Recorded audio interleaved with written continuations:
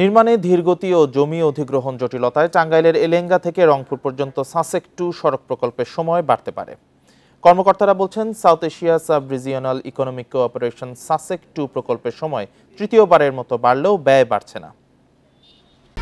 1, 2, 3 ঢাকায় জমি জিতে নিন 100% ক্যাশব্যাক সহ 20 কোটি টাকার পুরস্কার।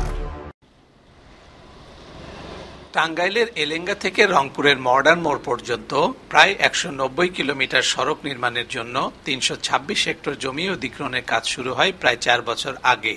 তবে বিভিন্ন কারণে বগুড়া, গাইবান্ধা ও রংপুরে মোট 10 হেক্টর জমি এখনো অধিগ্রহণ করা সম্ভব হয়নি। এর ফলে অন্তত 15টি স্থানে বন্ধ হয়ে আছে সড়ক নির্মাণের কাজ। 10 শতক জায়গা এখান থেকে সরকার নিয়োগ করছে নেওয়ার জন্য, কিন্তু এই 4 বছরে ধরে আজ পর্যন্ত আমাদের তিনি টাকা পয়সাও দেয়নি, নেয়নি।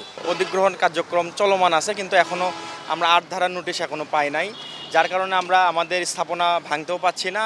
কর্মকর্তারা বলছেন, জমি অধিগ্রহণ নিয়ে জটিলতা কাটায় খুব শীঘ্রই অধিগ্রহণের কাজ শেষ হবে।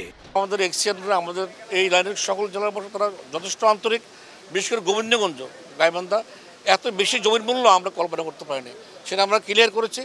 আশা করছি দ্রুত জনগণ টাকা পেয়ে যাবে। প্রায় 16,000 কোটি টাকা ব্যয়ে 2019 সালে শুরু হওয়া সাসেক 2 প্রকল্পের কাজ শেষ হবার কথা ছিল 2023 সালে। তবে করোনা মহামারী সহ নানা কারণে এবছরের জুন পর্যন্ত বাড়ানো হয় প্রকল্পের মেয়াদ। তবে নির্মাণে ধীরগতির কারণে প্রায় 20% কাজ এখনো বাকি। মহাসড়কের কাজ শেষ করতে প্রকল্পের মেয়াদ বাড়ানোর বিকল্প নেই বলছেন কর্মকর্তারা। 190 কিলোমিটার মধ্যে অধিকাংশ কাজ আমাদের শেষ হয়ে যাবে। আমাদের শুধু 3টা জায়গায় কাজ একটু বাকি থাকবে, সেটা হচ্ছে যে গোবিন্দগঞ্জ, আমাদের হাজীকামরুল ইন্টারচেঞ্জ আর এলেঙ্গা। এই 3টা জায়গায় আমরা জমিটা একটু পরে বুঝে পেয়েছি। প্রকল্পের কাজ শেষ হলে 6 লেনের প্রশস্ত মহাসড়কে গাজীপুরের চন্দ্রা থেকে রংপুরে পৌঁছানো যাবে 5 ঘন্টারও কম সময়ে। Hasibur Rahman, independent news, Sirajganj.